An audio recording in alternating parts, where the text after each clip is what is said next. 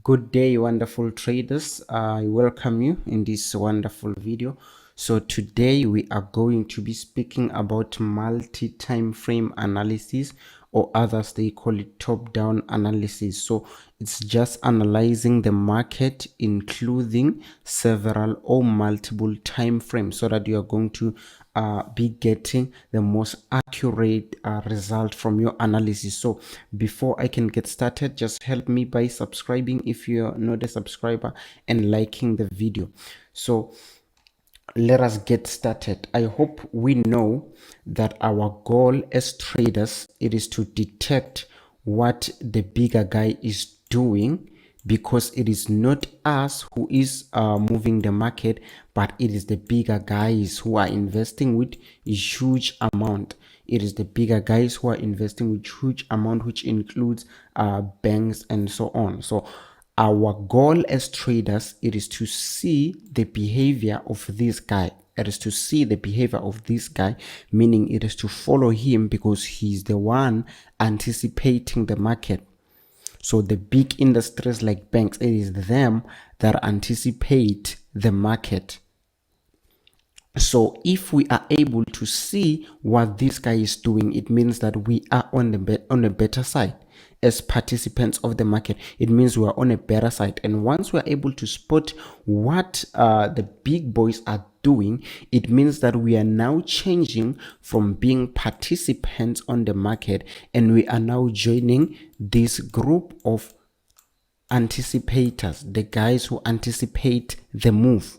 So I hope that one is making sense. We are trying by all means to detect what the leaders or the players of the market are doing. The big players of the market, what are they doing? Meaning, what is it that is happening on the bigger picture?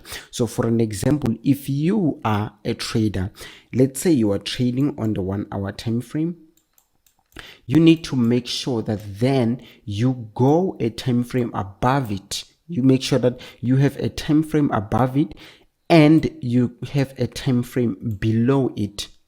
You have a time frame above it and a time frame below it, so that you can be able to look at the bigger picture and at the same time see also the smaller picture. So let us start with the hard time frame. How do we use it? Why do we use it? And everything.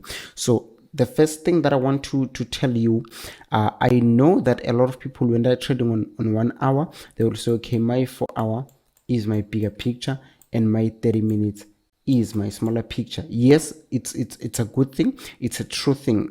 Now, but in this example, I'm going to be using daily and the 1 hour. Why? Okay, let me just put the daily here, because I want to establish difference.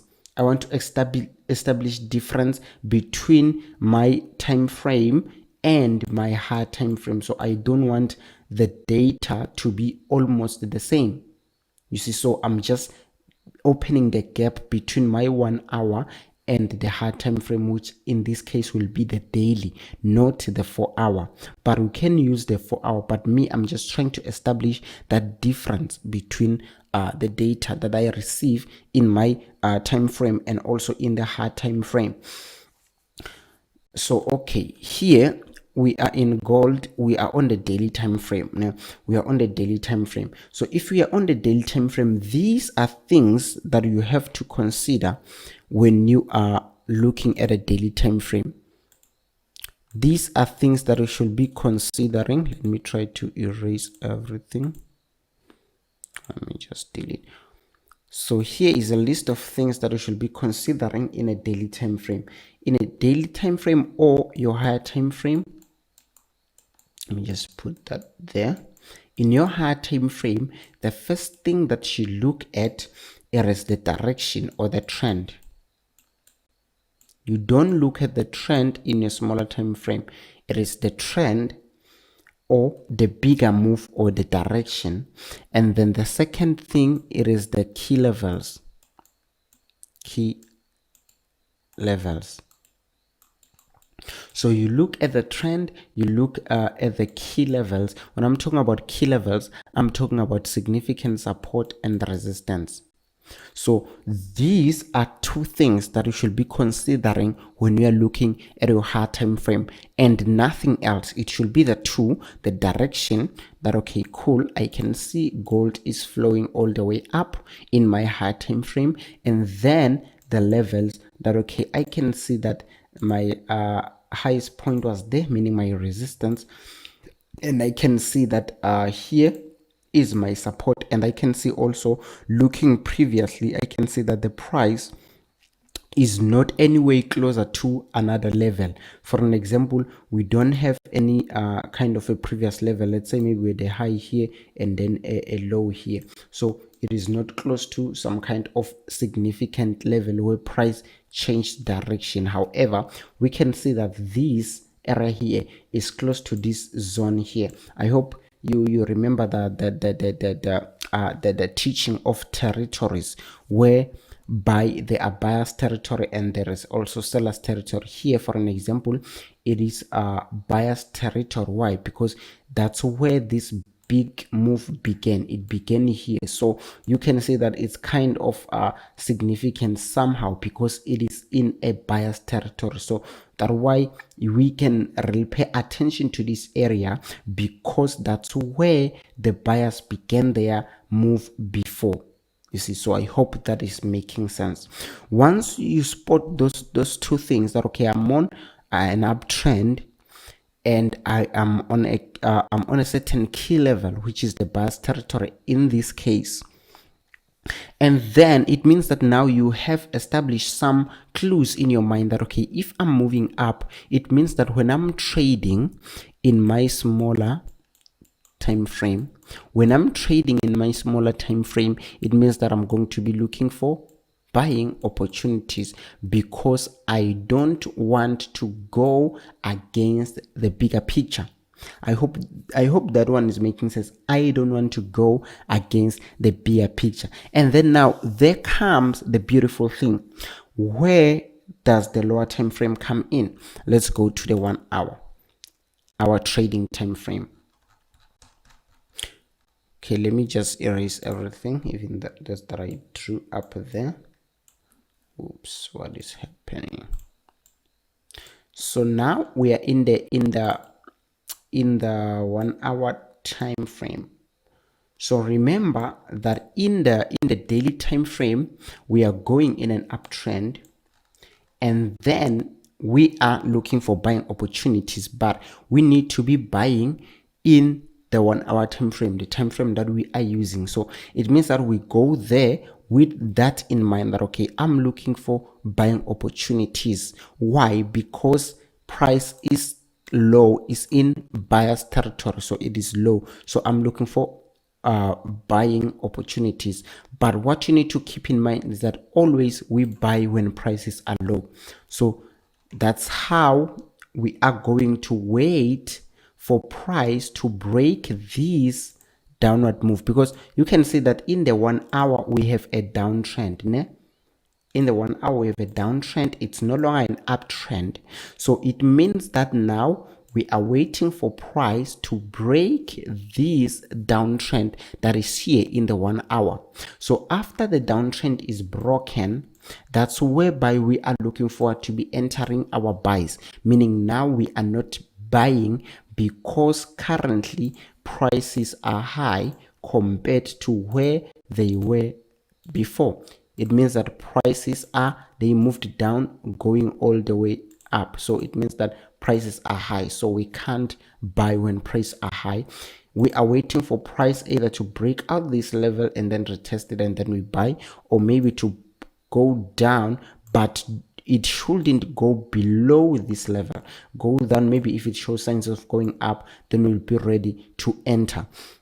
And then if you are to add the other time frame, which is your smallest time frame, here is what I'm going to tell you. So okay, others can be saying, okay, I decide to use the 4 hours my trading time frame. It means that your 1 hour will be a smaller time frame. So if you are to add a smaller time frame, for an example, in this case, if you are to add the 30 minutes, there are a few things that you need to be looking at.